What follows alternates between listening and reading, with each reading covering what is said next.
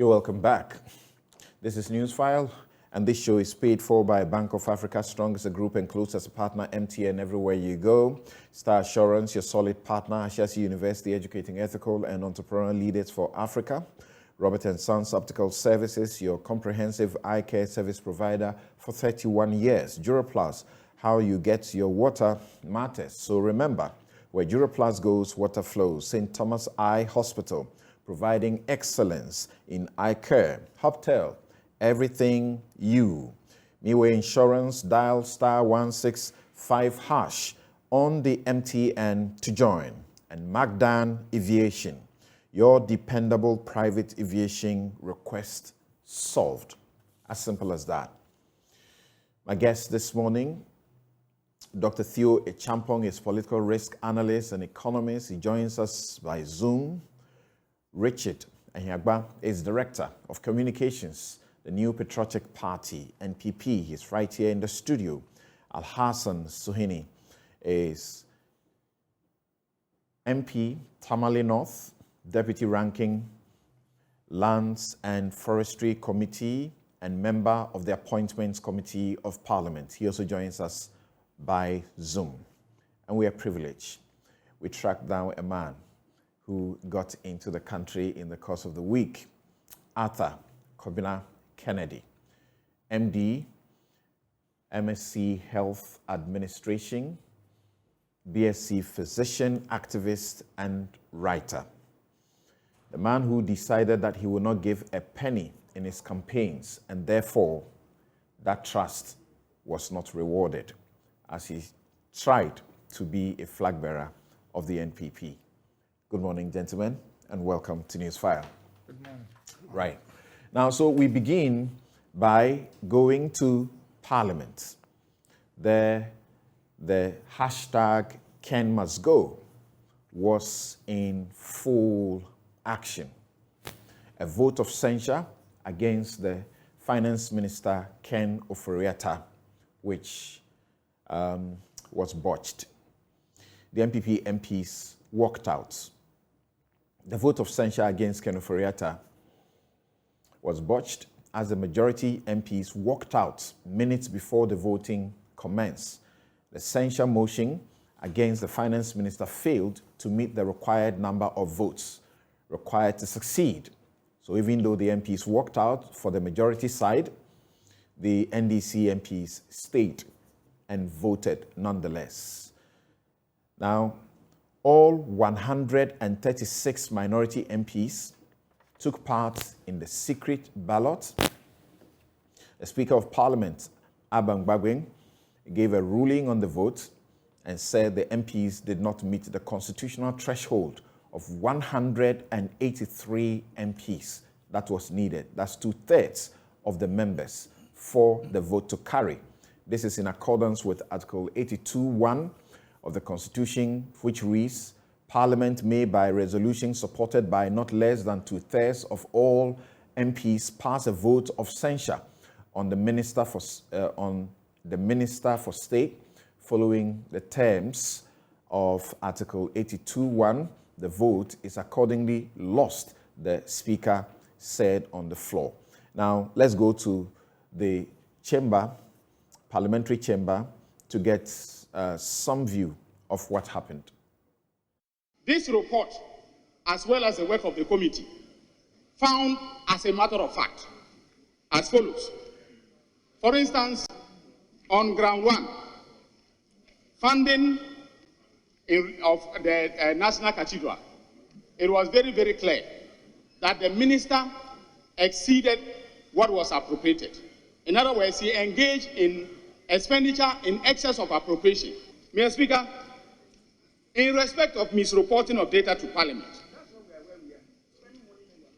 we found, as a matter of fact, that the minister did misreport matters to Parliament. Mr. Speaker, I want to conclude by making it very clear that the report of this committee has found unassailable evidence of misconduct on the part of the minister. It has found, even if it has exonerated the minister on some grounds, it has found that the minister misconducted himself with respect to a lot of grounds. Mr. Speaker, clearly, all your allegations had no leg to stand. All your allegations stood on stilts, and you yourself, you were candid. They are acting in bad faith.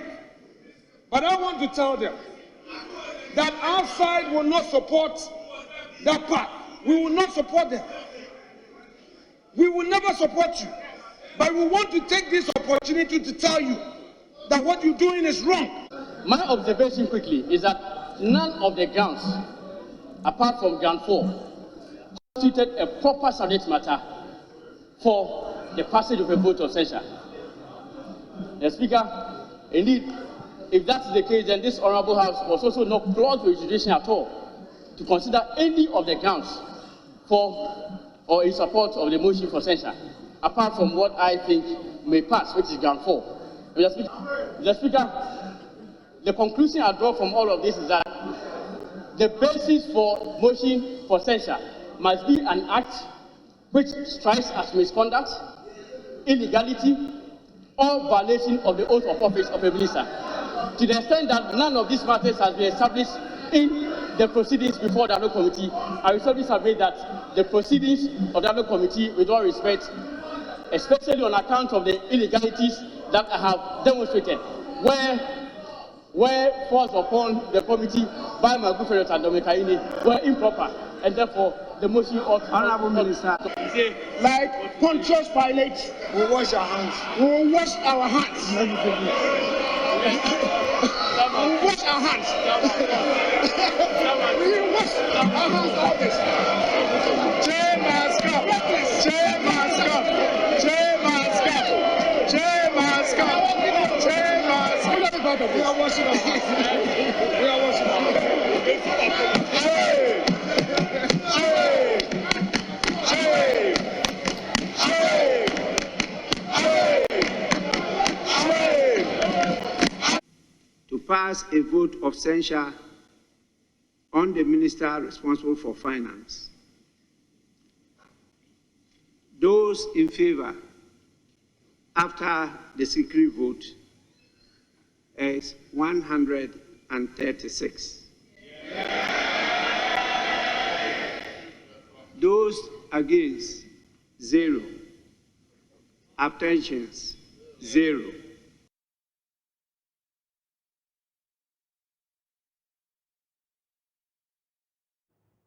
Right, so the motion was lost and Ken is not censured. So let's begin. Al-Hassan Suini is on Zoom. Let's begin to hear from them first. So you knew definitely that you couldn't make the numbers for a censure, and yet you went ahead. Do you feel that you've wasted everybody's time?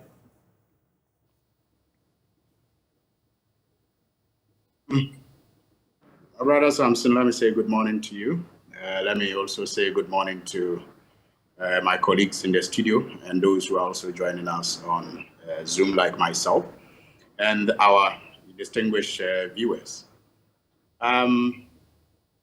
Maybe before I answer your question directly, I will want to commend the Right Honourable Speaker for walking us through this uncharted waters of censuring, a minister. Since the Fourth Republic Constitution was ushered into force, I think this is the first time we have gone this far as any attempt made in the past and now is concerned to censure a minister. So the procedures, if you would have noticed, had to be, in some cases, just created by the Speaker of Parliament. And I think that it is important that we commend the Speaker for having the experience. Personally, I have had my frustrating moments with the Speaker at some points, but in the end, you are always left with the conviction that indeed this Parliament, with its unique composition, couldn't have had a better Speaker of Parliament than the Right Honourable Speaker. And you cannot also take away the tremendous political sensitivity of the minority leader and the experience of the majority leader in steering our, unique House in this very, difficult time. So I need to commend them. But to your question, I will not say that we knew definitely that we were not going to succeed with our censure motion. We had reservations. We had doubts as to whether or not our colleagues on the majority side will join us. And if you would have noticed, the timing for the filing of this motion was very significant. And amongst the minority members of Parliament, if you have your ears on the ground, you would have noticed that this censure motion was considered long before it was eventually filed. It was something that we discussed many times at our caucus, and we thought that there was no point in starting something we, on our own, did not have the power to execute fully because of the constitutional limitation in Article 81. We thought that it was going to be a difficult task, even though it was a tax worth taking on. And so we discussed it a couple of times. But our decision was finally firmed to file this motion when we saw that our colleagues on the majority side publicly expressed their concerns about the handling of the economy by Mr. Ken Ofori-Atta, which was in sync with what we had been discussing all along as a minority group, but were of the view that we did not have the required 183 members, to push through. And once we saw that our colleagues, numbering over 80, were willing, to also see the back of the minister, we thought that was, a brilliant time to file the motion, hoping that we could get, these, like-minded members of Parliament on the on the majority side to join us. And so at that point, we filed the motion. And we opened lines of engagement with the majority. And we're quite hopeful that we're going to get their support. So I will not say we filed it knowing definitely that it will not succeed. Do you think that but for the walkout, you would still have succeeded?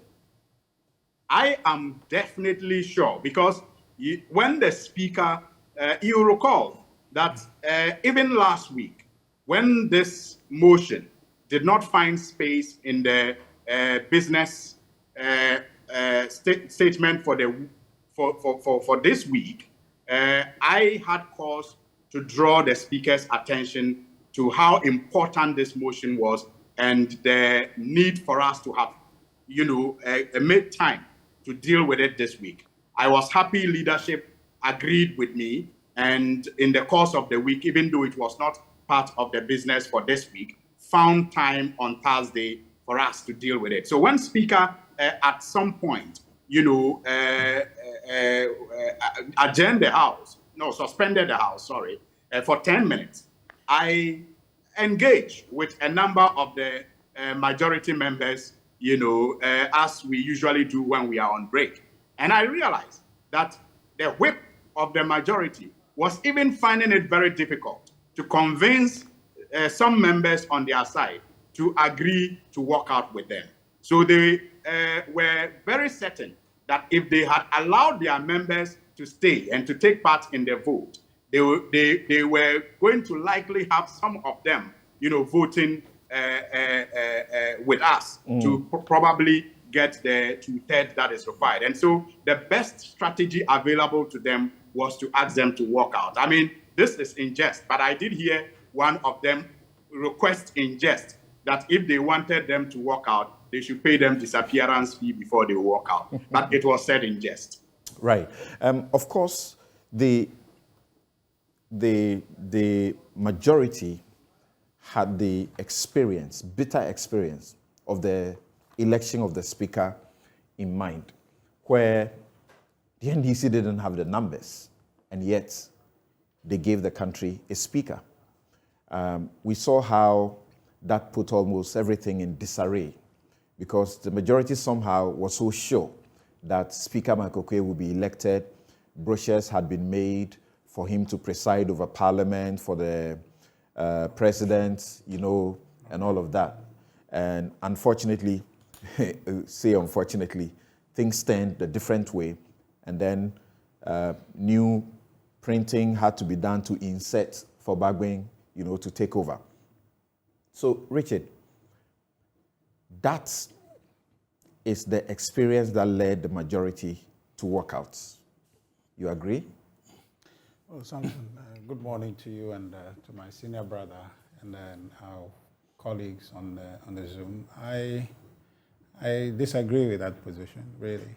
Walkouts are legitimate parliamentary tools that are used by parliamentarians to either make a point, reinforce their point, or refuse to make a point. So our majority essentially just use a parliamentary tool to address a parliamentary concern they have. So it really usually it's the minority that will walk out. Well, it's a parliamentary tool, so anyone can use it, whether majority or minority. The end objective is to make a point and to address a certain concern that they have.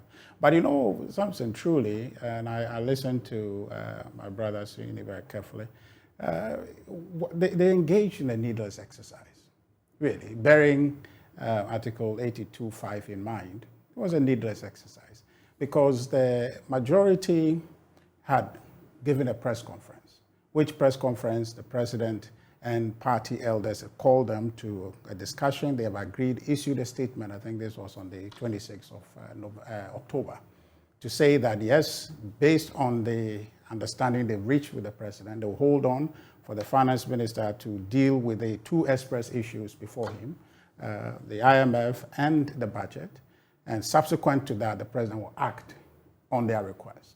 And so they've agreed and issued a letter to that effect. And so if you know that the president has agreed with the majority on this subject matter, you can almost certainly be assured that if you go and pass any censure motion, he's not going to revoke the minister's appointment. You should know that for sure. So it's a needless political exercise they subjected all of us to. But be it as it may, that is their choosing. But the key thing is that we must focus, because what is before us is a serious matter. As a country, we must come together and deal with it. You're saying, for example, that the president had the luxury that even if Parliament was successful in passing the vote of no confidence, of course, the final power rests with him to now remove the minister. He would have chosen not to remove the minister, regardless of the fact that the people's representatives have disapproved of the minister. Well, I'm just citing the Constitution for you, right? So the Constitution allows for the Parliament to go through the motion, and once the motion passes, it is subject to the president to revoke the appointment. And that's the Constitution. And the president would have exercised his discretion the other way. Now, I don't know that, but I'm only saying that given that he's reached an understanding with the majority to say that I want these express businesses to be addressed, and knowing that those businesses have not been concluded, if I were them, I would not engage in this because I would be wasting my own time. Well noted. Time. But do you think sincerely that a president ought to have an option once Parliament takes a decision to him to act on? Well, the Constitution says so. Maybe we'll have to amend it based on your take today. Maybe we should look seriously to amending the Constitution. But present, that's what we have. What would you say of a president who disregards the position of the people's representative? Well, Samson, you're leading me into a rabbit hole. What I'm saying is that I've not said the president will ignore. No, I'm just talking about a situation. Imagine it happens. Imagine it happens in this country. Making that position. What will you say of a president who does that? Well, I don't know any president who has done that. So let's not. If a president did that, what will you say of them? Samson, you're a lawyer. Let's not engage in hypotheticals. We're developing our democracy. Okay, go on. Let's not engage in hypotheticals. But the thing is, I was just saying that as a matter of practical consideration, the NDC except for their politics, which is what I think this is all was about, should not have engaged in that. The key issue is that we have a serious crisis on our hands. That's what we must deal with. This essential thing, it was NDC's primary politics. The commitment of the president and the commitment of Ghanaians is to see that we are out of this difficult situation that we're in. And I think that that should preoccupy us more than the NDC's parochial politics. You think this was purely politics? Oh, absolutely. You can see it. It's clear. And that's why... There was no legal, no moral basis, no any wisdom in it. No, on the basis of the issues that they raised against the finance minister. None of the issues at all. But Samson, there's a constitutional basis for it. But that does not mean the claims the NDC makes or the grounds on which they are asking for the censure was legitimate. Everything they said, purely political issues. You understand? So that's how come when the committee sat, there was no substance that came out of it. Let's take one small issue, and I call it a small issue, out of the number of issues that they presented. And Dominic Ayene, co-chair of the committee, mentioned that. Samuel Okudzeto-Ablakwa, spent quite a lot of time on that, and then Isaac Adongo also spoke about that. You think that it is okay, it is all right for us to approve of the minister's response to building a cathedral of how much under a contingency vote? As if you didn't plan for it, as if it's an emergency, an unexpected activity. Do you buy that? No, you see, so it's not whether I buy it or I don't. The question raised was the legitimacy or the legality of the funding of the project by means of what budgetary funds were released, whether or not it was right to do that. And as the evidence put before us, before the committee, by the minister, showed that, yes, he had legitimate basis to issue the funding. Now, as to the morality of it, I don't think I am in a position to answer that, but the legal basis for which they came to say that it was wrong for him to do it was proven not to be the case. So I don't see the minister having committed illegality. I've seen the use of contingency votes by the NDC for things that you can see that they should know to have planned for. The minister mentioned Brazil. Yes, but there are other ones. I don't have the list yet. I'll look through. But that under them, they have spent contingency vote on things that you should clearly see that they should have known to plan for this. And we were together with you, the media, we were together with you in criticizing those kind of expenditure. So what should change? It shouldn't be a question of principle. I think what should change is what you have told all of us today, your take, to see if we can constructively amend our constitution. But insofar as the constitution allows it, we cannot begin to restrict people from adhering to the constitution, because that's what we want them to do in the first place, right? To uphold the constitution. So if people are conducting themselves according to the constitution, we cannot begin to find fault with them until we amend the constitution. So that if NDC were to win power in the next election, which they want, you will be fine that they will commit the country to a humongous project like this cathedral, do demolitions at our costs. How many? Over a dozen bungalows belonging to Court of Appeal judges. 5 to 6 bedroom bungalows. Some of them were fresh. Some of them were about to be completed. In fact, we understood that some of them, they had not finished paying for them from the contractors. All of this were pulled down. And then we paid by the state again to relocate the judges, make new, fresh buildings for them, make available fresh land and fresh buildings for them. In addition to that, before the buildings were completed, we were renting in dollar-denominated amounts to house these judges. Those that we have pushed from the present location, we have had to pay them. Some have gone to court over their lands. All this expenditure and everything we are making, you are saying that you can look Ghanaians in the face and say the finance minister was acting fine. And if an NDC government, for example, came to power, they could commit millions of Ghana cedis without recourse to parliamentary approval, number one, And number two, to give an explanation that they use the contingency vote to take care of that. You'll be okay with it? Well, I mean, Samson, I think we are going back again. The morality, whether or not it's conscionable to build the house of God, I think it's up for all of us Ghanaians to see if it is something we want to do or not. Because as a Christian, I don't see my objection to it. And there are many Christians, many Muslims who I know have no objection. We're not talking about building it, how to build it. No, well, it is what you are building and is essential. That's where you begin your conversation from. And then you then proceed. Do we agree it should be built? Yes, it should be built.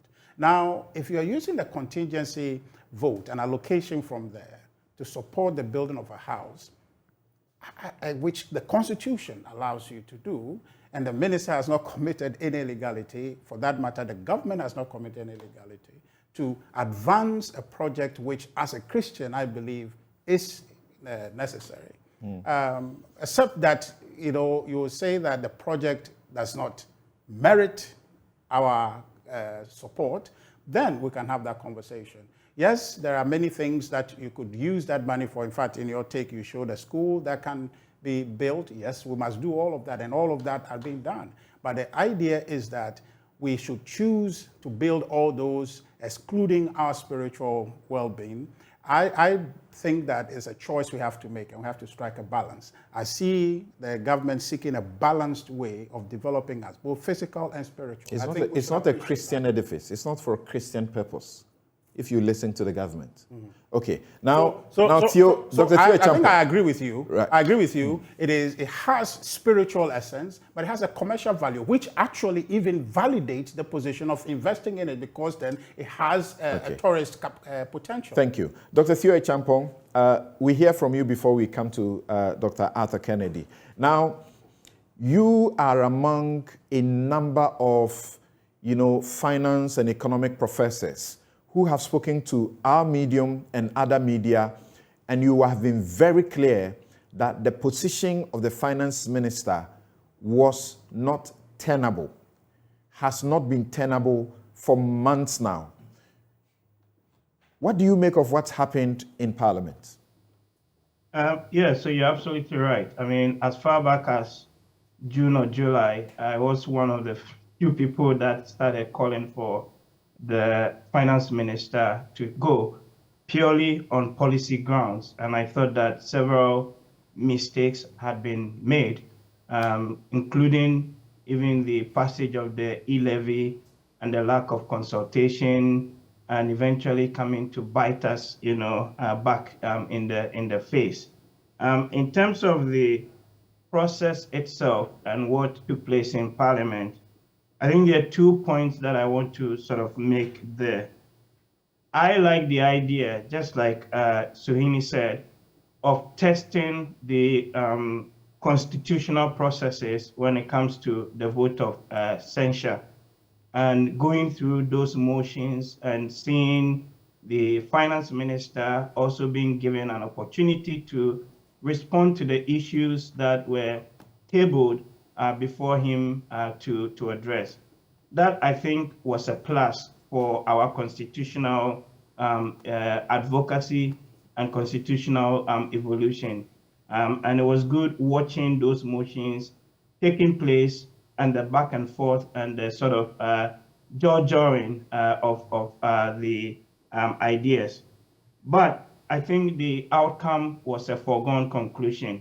And you could even see that from the posturing of both the leader and from K.T. Hammond, but also even from Ayine himself. You could see that almost the whole process became a political charade, where it was more like trying to, in a way, score points, but also safeguard or protect sometimes even the finance minister, himself. So I am not surprised, and I'm sure many Ghanaians are not surprised, that at the end of the day, the finance minister, has not been censured in a sense, and the main party, the NPP guys, decided to walk out of the house, and they said, like Pontius Pilate, they decided to wash their hands and they wouldn't have any part to do or to deal with the process itself.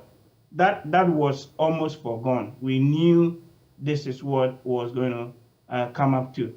But with or without a vote of censure, with or without all the things that have taken place in Parliament, it is quite clear from where I sit, from the interactions I've had with several Ghanaians, that the finance minister's position has become untenable, and he has to either resign or be fired.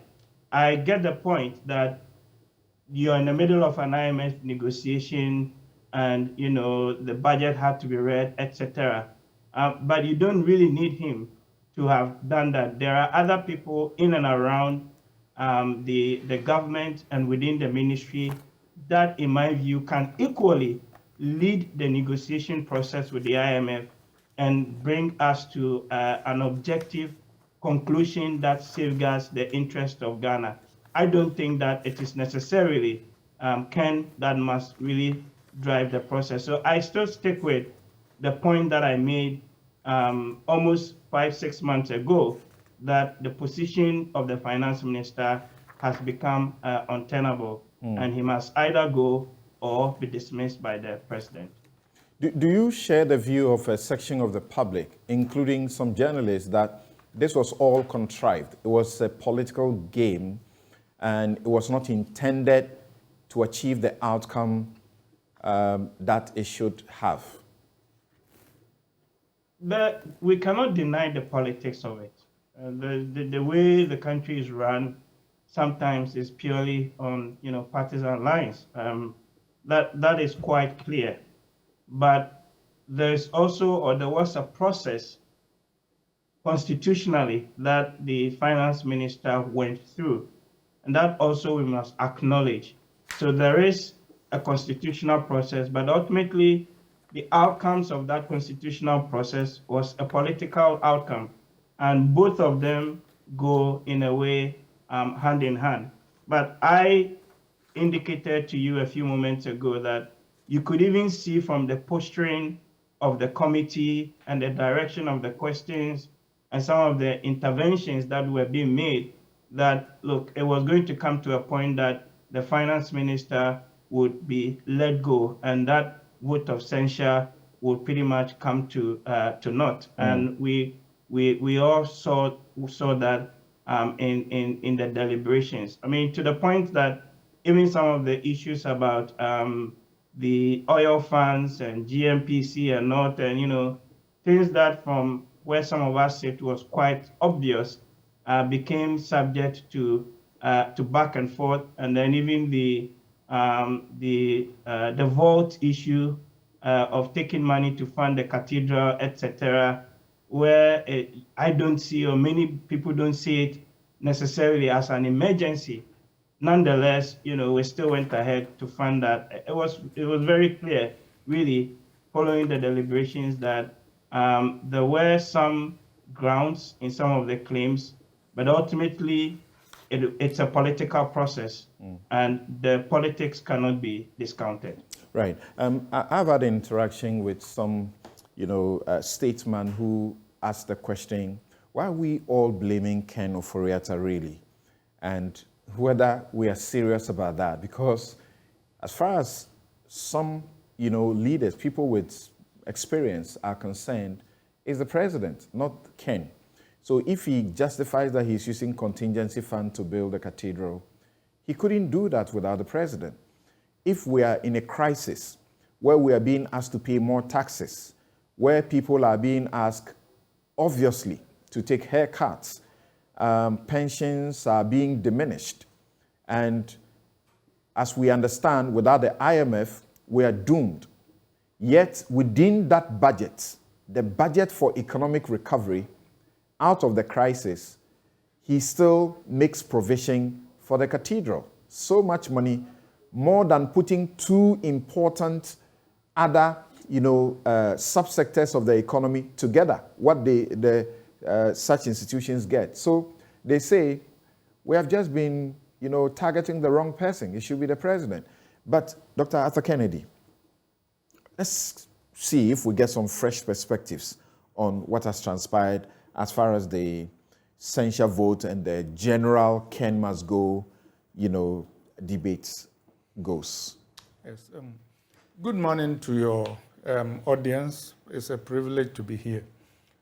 Let me begin by saying I think Speaker Babin handled things appropriately in terms of developing the processes.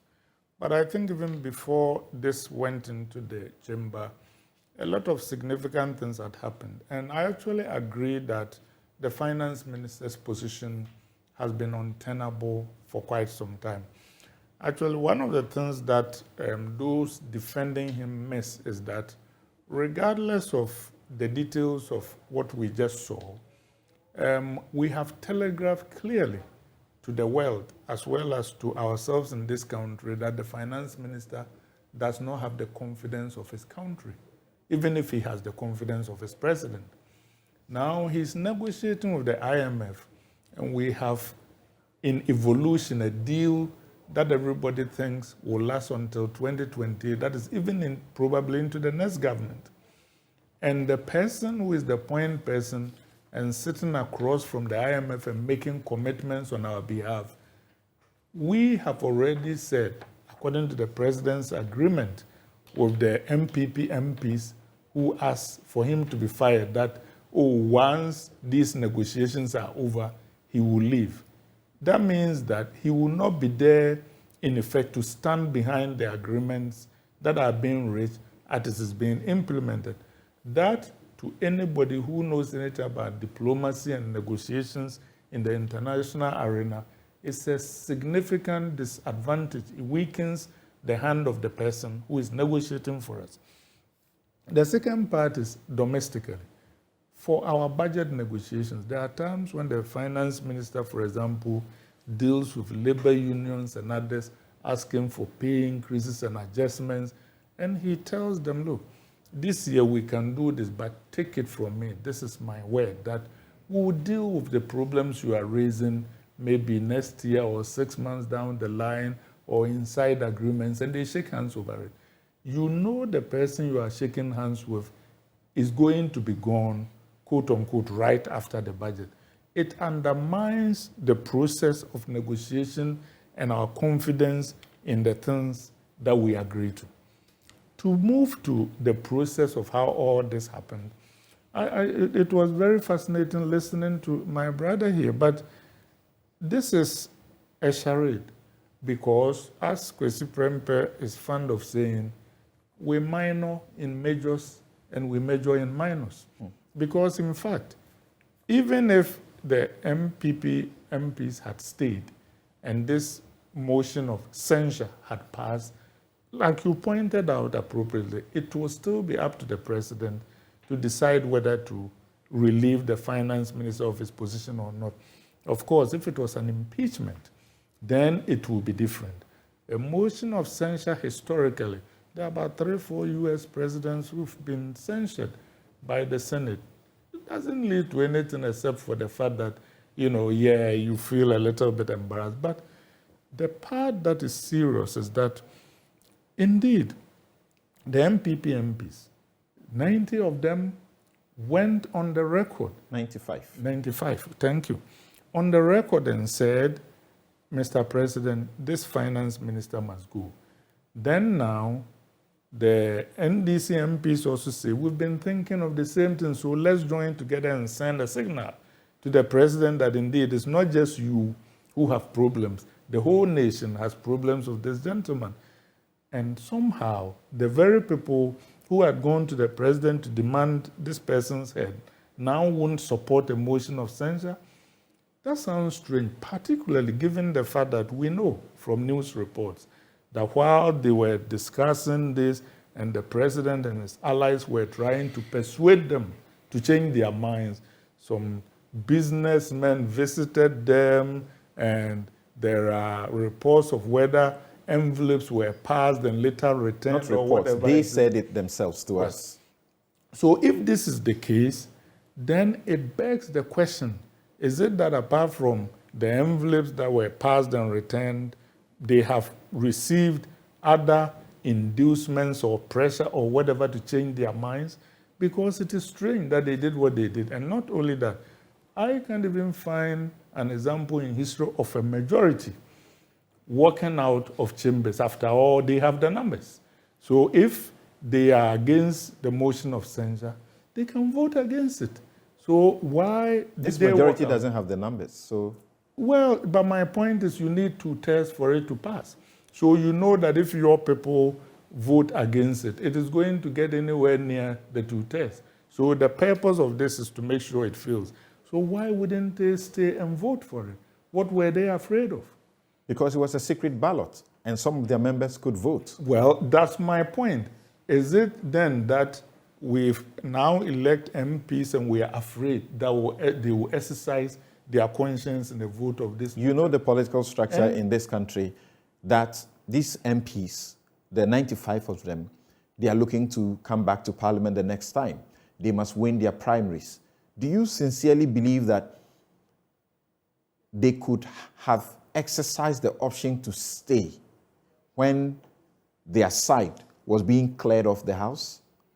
But didn't they join in the decision to decide that they were going to be cleared? It's not like somebody from somewhere made that decision for them. They were. And I can tell you that 95, if they stand by their position that the finance minister must go, their re-election will be much easier. Really? Well, I'm telling you, the reason being that that sentiment is widespread. The sentiment that, and in fairness, the finance minister is not solely responsible for all the problems, and we can discuss that later. But my point is that the sentiment that he must go is very popular within the party as well as within the country in general. The party issued, a statement and said, we are not supporting it. If you go against the party, they will punish you at the primaries. Talking about the masses of the party. There is a difference between the leadership of the party and the grassroots of the party. And I can tell you, as one who talks to people all the time, that what they did had a lot of support on the ground in the party. But let me end on the MPs. They washed their hands, quote unquote, like Pontius Pilate. And in doing that, they really insulted Jesus. You know, Ken is a person of faith. So I know he knows this, and he shall know the truth, and they shall set you free. Pontius Pilate was innocent. He hadn't done anything. So Pontius Pilate was washing his hands of an innocent man. Jesus was innocent. And these people, he believed, were going to kill an innocent man. To say that the finance minister, quote unquote, is innocent is a little bit of stretching the facts. And I heard But the finance minister said it himself, that what was going on was the same as what happened to Jesus Christ, just crucifying him. Respectfully to my brother Ken, I mean, that was an unfortunate statement. Let me be diplomatic. But having said that, let me come to my brother's thing about using contingency funds to pay for the cathedral. He even invoked faith and all that kind of thing. If Jesus was sitting on this table, he would be against that. Why? Whatever you do to the least of my brothers, that you do unto me. That people will look at the schools you showed, look at mothers who deliver and bleed to death, look at ambulances that have no fuel, look at health facilities that we can't support, and then the people who have been put in charge of this country to do God's work here on earth will look at that suffering and decide that they want a cathedral that those who can feed themselves, who can heal themselves, who can clothe themselves, can go and praise God. What kind of God will do that? It's only a matter that things have changed. But, Doc, if you remember, we were told that this promise, the state was not going to be involved from the very start. So when things were happening, judges were being evicted, I was the one who came public to disclose the fact that the judges were being evicted and in a very bizarre manner. I don't know why they thought that all the judges that were being evicted would keep quiet, because some didn't really like it. They were giving marching orders in ways that some were really unhappy, and some of them contacted us. Now, you would realize that this was a time when I said, you don't build, a cathedral on, I said something that I'll check in, on a foundation of lies. I said you don't build a cathedral on a foundation of lies. They said the state will not do anything, it's not involved. Then later we discovered that the state was going to spend in thousands of dollars. Then later they said, oh, it will be the public to fund it. Now we have come to know, it's been accepted, that this is a national, the state cathedral, it's the state that is building it. The state went to court, and actually some have said that the state lied to the judges and the Supreme Court when it said that state funds were not going to be used to build it. So it is things that have changed. Yeah. So basically we come to the fact that a cathedral to honor God is being built, like you said so eloquently, on a foundation of lies. And then they come and tell us that, oh, this actually is not even just expenditure that is going for naught. It's an investment, it can become a tourist attraction. Now, listen to me very carefully. If I live in Europe, North America or Asia, and I want to see a cathedral, I can go to Italy, where the Pope lives, France, Spain, or even to Israel. And I'm coming to Black Africa to see a cathedral. Why? Samson, if I were president, let me tell you what I would use that money for. I think we should build a National Museum of Slavery here in Accra. We should improve the Accra-Cape Coast Road. We should uplift the hotels in Cape Coast, go to Asemans where the slaves had their last bath, make it first-class facilities so that when people come, the experience of recounting slavery and others will be a religious experience. That is our niche. Everybody in the world can see why you are going to Ghana to see a slave museum and go to the castle, walk through the tunnel of no return where Michelle Obama came to weep. That is our niche. But a cathedral, haven't we read about Yamoussoukro and Hufoi's cathedral that did nothing? Because it's not our niche, it's not our strength. So this is not really a well thought out policy. Let me go back to Alhassan Suhuyini. Now, where you are as a minority, you really wanted to achieve success with this. It has been frustrated. So what next? Especially for your people and the Ghanaians to believe you that this was not contrived and that people were not compromised in this whole process. Well, Samson, maybe before I answer that question once again, let me just to complement all the things you have said about the cathedral in relation to how dishonestly this government has approached its construction. I will say one thing that I have said so many times, that sometimes the cluelessness and the super incompetence of this government does not frustrate me as much as the level of dishonesty that they showed us. And this dishonesty is seen in almost every project or undertaking that they have engaged in since they assumed power. But that is a discussion for another platform. And let me also concede that your take today is not the topic for discussion. But having listened to a number of presentations, I'm tempted to touch on that. For example, Richard says that we're engaged in a needless exercise. Well, all I will say is it seemed needless when we went on a mission to elect a speaker, because we did not have the majority that was required to elect a speaker. And so at the time that we embarked on that mission to elect a speaker, it seemed needless until we had one. And let me also assure him that there is a reason for the separation of powers. The reason, in my view, among others, is to ensure that all arms of government, demonstrate a certain level of responsibility.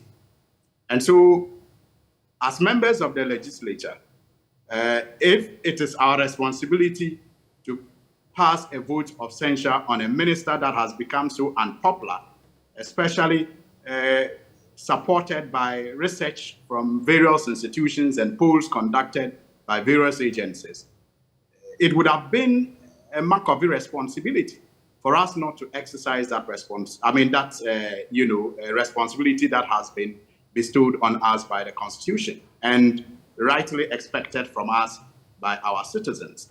And so if we did what we are expected to do and carried out our responsibility, and the executive, headed by the president, decides because of the constitutional provision not to allow the minister to go, people will know who is responsible and who isn't. And that's what will lead me to your take today, Samson. I agree that there are substantial, issues with our constitution that needs to be looked at. But I am not one who is quick to suggest that almost all our problems, lie with the Constitution. I think to a very large extent, it lies with the individuals that we put in charge of implementing provisions that are outlined in the Constitution. And no matter how we refine our Constitution, if we are not critical when it comes to choosing people to occupy certain positions where they will have the mandate to implement or interpret the Constitution, we are still going to have problems. And I'll give you an example. On the vote of censure, yes, it is with the president. At the end of it all, the ultimate responsibility is with the president to either let a minister censured go or stay. That's what the Constitution provides. But it doesn't mean that all presidents will be insensitive to the public outcry. Because you are lawyers, I'm not. And I have heard you say that the Constitution has a spirit and a letter. And so it takes a moral person, it takes an upright person, it takes a sensitive person not to ignore a motion of censure that is so popular when it is passed against the minister. Right. The problem is not with the Constitution. The problem is with the person with the ultimate responsibility. Right. And maybe to just further, I was asking the question, what will you do from now? But I agree with you. It's actually said that bad people make bad constitutions. But from our experience so far, where we have an imperial presidency, if you listen to Professor Raymond Atuguba, if you listen to Professor H. Kwesi Prempeh, sound arguments about this imperial presidency that we have handed ourselves in the Constitution because it was Jerry Rawlings that we made it for. We need to go back and put in a lot more checks so that, for example, I agree with one of my friends who says that we need to have a time where the president will answer questions in Parliament. If for a long time this president, for example, has stopped the interactions with the media, but you are our representatives, he must be mandated by law to appear before you and answer questions as regularly as possible. And for example also, we should, by our experience, we could agree that walkouts will be banned. You don't walk out, sit there and make the decision. So that these MPs would not have been afraid. They will sit in, their secret ballot has been defeated, because if they didn't walk out and they stood there, they will know those MPP MPs who voted to support you, and they will be victimized. Right. Samson, I absolutely agree with you and others who have said that there's a need for us to look at aspects of our constitutions, of our constitution. There is room for significant improvement, especially after we have experimented it in the last, experimented with it for over 2 decades now. I agree that we can make it better. Right. But what I'm saying is that in looking at how to make it better, we should not lose sight of the fact that people who are put in charge of, implementing this constitution can even defeat our cause when we eventually make the constitution better. It is not for nothing that when people are campaigning to become president, their ballot, their picture is what the citizens are required to look at and vote for. And so I will give you an example of the discussion around the censuring of a minister. If you had a president who could fire his minister because the minister was secretly recorded talking of how she is focused on making 1 million Ghana cedis and not focused on petty fights. And the people of Ghana thought that was in bad taste. And the popular concern was that such a minister could not be trusted with more responsibilities, given her focus. Such a president did not even wait for the constitutional process of going through a censure, but fired the minister. If you had a president who demanded from a minister who promised to resign if Jumso was not fixed by a certain date, actually being asked to resign and not Parliament, passing a vote of censure, and you juxtapose that situation against what we are faced with today, then you will realize that the problem is not more with our constitution than it is with the kind of leaders that we have. In 1 minute, what are you going to do going forward now that you have lost this motion? Now, going forward, let us understand that Parliament, like the Speaker and Honorable Dominic Ayini said, it's not a chamber of law. It's a chamber of politics. And the Constitution allows that. So you have the constitutional legal, exercises that some of you engage in. We engage in constitutional political activities, which is also allowed. And what is bad for me is when we, put the partisan interest over the constitutional political interest that serves the nation. Because it is not at every point in time that the partisan interest is there something you are going to do from here? Samson, for now, our focus is on the budget estimates that has been presented by the finance minister. All right. Thank you. And we have found that the finance minister, together with his president, are still not in touch with the reality that we are faced with. And so certain aspects of the budget we are against, and we will again manifest our opposition. Right. Including the increase in VAT, which you have made it very clear to us. Right. Thank you. Dr. Theo Acheampong, what should be their posture as a parliament, not as individuals? Because we have heard the group in the majority kept saying they will not even want to do business with him. Even after the president, they are meeting with the president. Before the party issued the party's whip, they consistently said, it was untenable to be doing business. That comes from the finance ministry. So I think the NPP MPs must stand their grounds and continue the advocacy for the finance minister to go. I get the point, really, that they didn't want to use the so-called parliamentary process of the vote of censure to get him out, although that would have been the best or the optimal way of doing it.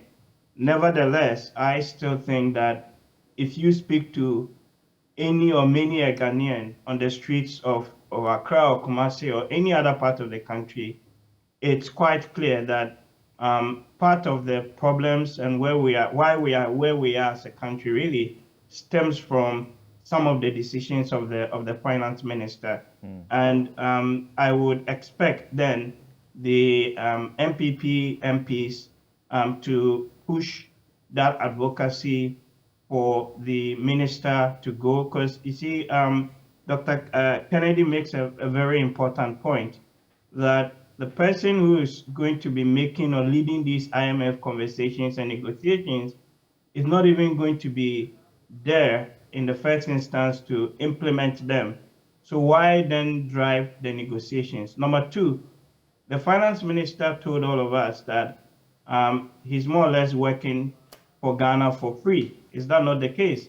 That he takes no salary. So if you're doing a job that you're not even taking a salary and you're taking all of this, bashing for some decisions that you've taken, what rationally you would have expected them or anybody to do would have been to resign, but that hasn't really been the case. Well, the case against that has been that he should not be saying so because businesses that he's connected with or he founded are benefiting greatly. His bank and the other institution, they are benefiting greatly. Absolutely. And then, of course, it raises potential issues of conflicts, etc. But I didn't want to go down that line. I just wanted to stick with the principle here that if you're not taking a salary, and in a sense, you're doing this job pro bono for the people of Ghana, and the same people are telling you that we don't want you in the role anymore, then clearly what you should have done, or what I would have done, would have been to resign and tell Mr. President, thank you very much, I've done my bit, and I want to move away. But that's not been the case. So it tells you really that there are other deep-seated or vested interests that really are at play here. That is why we seem not to be able to get the finance minister to go. And that's why I think that the pressure or the advocacy must be sustained. And then beyond that, the bigger issue of a reshuffle, that is also been lingering for a while now, which I also expect the president to more or less, act on. Because look, we're in a very, very, very difficult environment or times that we find ourselves in. Right. And I don't think that the caliber of people that we have currently at the helm driving some of those decisions would be the ones that can take us out of the mess that we find ourselves in. Well, so, what they say is how long are you going to be able to stay on this advocacy? Even President Kufuor has joined it. Will he be listened to? That's the point. Now, but Richard, do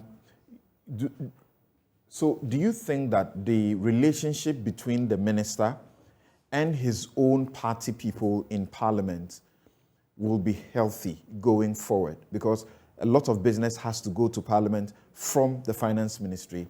And here you are, you have, we know it's a divided house, even within the majority, because of what the people have done publicly. And even though if they had walked out, we still know that the people are there. They really wish for the opportunity to have voted quietly, and they would have approved this. Samson, this is a very difficult moment for our country, and I think that the conversations we're having are seeking to make light of it. Seriously, I've just listened to, I think my brother Suini said same, and Dr. Theo Champon said same, to say that the finance minister must go. And I'm wondering, what has he done wrong? Because we were here when he came before the committee. Broad daylight was given occasion, committee was given occasion, quiz him, prove where the man has gone wrong. Okay? And then we saw the outcome. Now, we have moved on. There's a standing agreement with the president, the appointor, to say that I want him to complete an express business. And so he's doing that. But people say that he must go. Now, I hear the suggestion that, it's untenable because, in fact, he's making this negotiation. My senior patriot here says the same. Say that, if we shake hands on something, then that appears to be what? Not valid? The Minister of Kedo Foriata He's not the president of this country. He's negotiating on behalf of the government of Ghana. So whatever agreement he's reached on behalf of the government stands. So those positions just goes to suggest that, is it something against Ken Ofori-Atta that people are interested that he must go, right? The decisions he takes in the name of the government. So we should move on from that. The key thing I think we should be looking at is really how is it that we work together as a country to deal with the problems that face us. It is not Ken Ofori-Atta who has created a problem, and he was there to explain it for us. The challenges. How does he work with his own people? From where I sit, I know people from many corners in government who don't want Ken to remain, who are unhappy that the president is simply not listening. Of course, if certain class of people in your party have been forced to come out, it should tell you what is going on. No, see, Samson, perhaps Sweeney was not in parliament or in government then, but his party, the NDC, found ways to work with Setekpe when members of the party wanted him gone. It's the same thing, except that the MPP people, MPs, have gone to give a press conference. It's the same thing.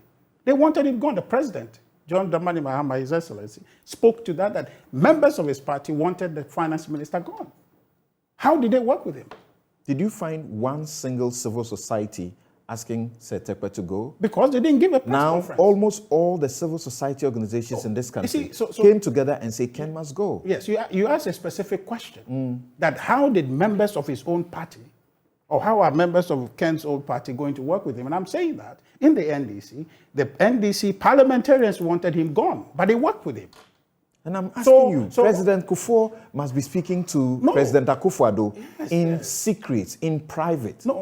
He's speaking publicly. What does that tell you? I agree with that. I don't disagree. He's criticizing him publicly. Yes, I don't disagree with that. There's a basis for the call. But when he becomes so fixated to say that it must be done, it then appears to take the form of invalidating the constitutional power of the president to make that decision by himself and by himself alone. All right. Right? So we need to understand that what is before us is not Ken going that will not solve the problem necessarily. The decisions that we are going through, Ken at the finance ministry is not making a singular decision by himself. Right? So there's a committee, there's a cabinet that he works to. So if you are saying that he must be gone, are we in effect saying that the entire government must be gone? Is that what we are suggesting? And this is a democracy? So I think we need to get serious on the substantive matters and say that, okay, what is the approach? And I think we're going to talk about a debt restriction. Yeah, we're going there right now. Yeah. So what are the methods or what are the means we're adopting to address the issues that we are confronted with? And if we're dealing with that, then it takes it away from the personality realm, which we have reduced it to. I hear Dr. Atuya Champon say people must continue advocacy, as though that the popular opinion now, which you can't really do anything about, is that this president has been very disappointing. He said, be citizens, speak. Now he doesn't listen. So that even people who matter in the party have been forced to come forward publicly. Professor Stephen Adai, people like him, insisting, reshuffle, downsize. He's just not listening. Well, you see, this is a majority democracy. The frustration that led people away from pure democracy to majority democracy is what we're saying. So what I was trying to suggest is that some notable voices have made a call. Does that constitute a majority position in a democracy to say that a president who has been elected by a majority, seeing to the best interest of the majority of the country, the entirety of the country, should then just listen to one or two people? You don't want to suggest that the president doesn't listen to anybody. Oh, you think you think we're doing one or two people matter in this issue? No, I'm saying that what you are saying, you have referenced some voices. Yes. But you know that millions of voices out there that agrees with the president's position. Really? Well, I'm just saying so. Well, it's not everybody that has spoken. It's everybody in this country has spoken that the finance minister must go. I agree with the voices that you're saying, but let's not be tricked into saying that because some voices have raised objection, that means everybody has raised objection. We sat in this country. To become president, you need 50+1. right? Does that mean all of Ghanaians have agreed that President Akufo-Addo should be elected? Is that the case? Okay. No. So the point I'm trying to make is that we must be careful not to reduce these things to the politics of the day, to say that because I say so, because Dr. Arthur Kennedy says so, because Sohidi says so, then it must be the summary position of the country. No. The president has a mandate to serve the interests of this country, and he has a council of state that advises him. He has elders who advises him. He listens to people. So it's not to say that because somebody has spoken on TV or made a position, so therefore that should become the inherent position of the president. We need to move away from that. And I give you a practical example, that there were voices, leading voices in the NDC that asked for Finance Minister Satekwe to go, but he didn't go because the president at the time saw where he was leading, saw their vision for the economy, to believe in that and led in that path. Right. So we should get to a point where we understand that the president has been elected with a mandate,